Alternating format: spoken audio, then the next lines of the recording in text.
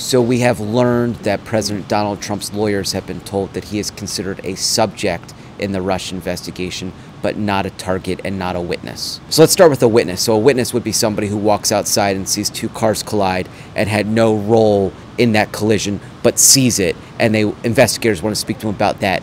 A subject is somebody whose conduct is of interest to the investigation, but not somebody who is in jeopardy of facing imminent criminal prosecution.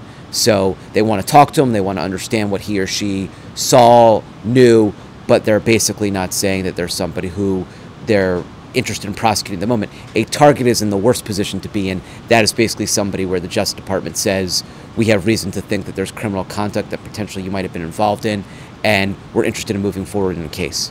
What we don't know is whether Mueller believes that the facts aren't there at the moment to support any sort of criminal prosecution, or we don't know if Mueller has concluded, based on a Justice Department Office of Legal Counsel opinion, that he cannot indict a sitting president, and so that's why Trump is not a target. That's a question that's undetermined at the moment. So somebody can go into a grand jury who is a subject and leave as a target. That happens infrequently. Sometimes targets are investigated for weeks and months, and then ultimately told, we're not going to move forward. So it actually, none of this is set in stone, and none of it by itself carries tremendous significance. It's not like you can hold the government to account and say, hey, you told my client that he was just a subject, how could you charge him? Subjects are charged all the time, targets are not charged all the time.